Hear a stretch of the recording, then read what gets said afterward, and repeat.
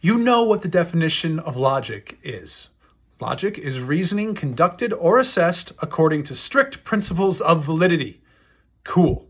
We all know that and have heard of it. But have you ever heard of Kettle Logic?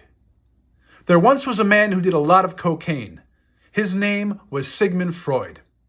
In addition to consuming dubious amounts of coke, Dr. Freud is also well known for important advances in the fields of psychology and psychoanalysis.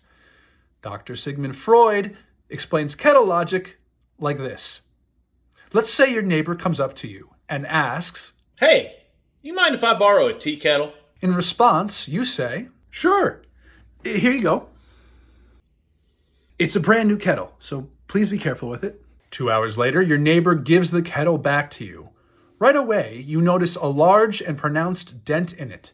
While holding up the kettle so that your neighbor can see the dent, you say, "Hey, you damaged my kettle."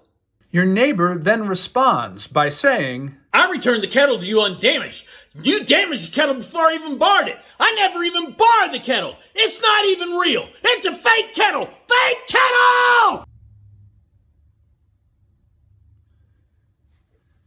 Now, clearly, your kettle is not fake, and the dent in it is very real.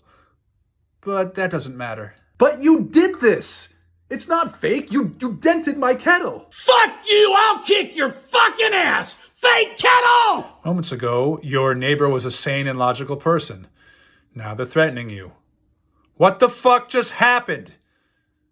Kettle Logic happened.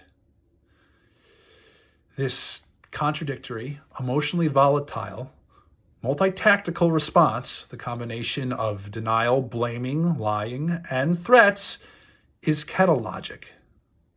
So, let's ask an important and timely question. How do we deal with people who are using Kettle Logic?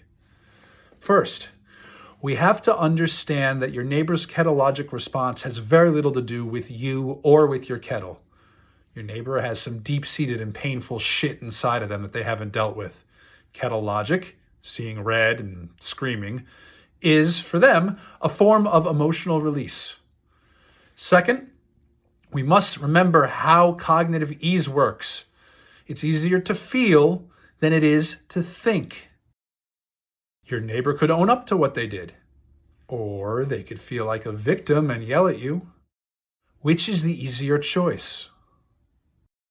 Third, Kettle Logic is an atomic bomb of emotion, and to emotion, facts and logic are meaningless. Do you make thoughtful and logical decisions when you're head over heels in love? No! You make the stupidest choices on earth! Like dating someone for a month and then one night when you're both drunk going, "We should get matching tattoos!" In that moment, without logical thought, just like with your neighbor's rage, it might seem like a good idea to get matching tattoos. But that's not a good idea. You should not get matching fucking tattoos after dating someone for a month. And if your neighbor is Kettle Logic rage screaming at you about fake news or a fake kettle, do not try to reason with them. Do not present them with facts or emotion. In fact, don't talk to them at all. Because if your neighbor is Kettle Logic rage screaming, they don't want to think. What they want to do is react. And the very last thing that you should do when dealing with Kettle Logic is enable more of it.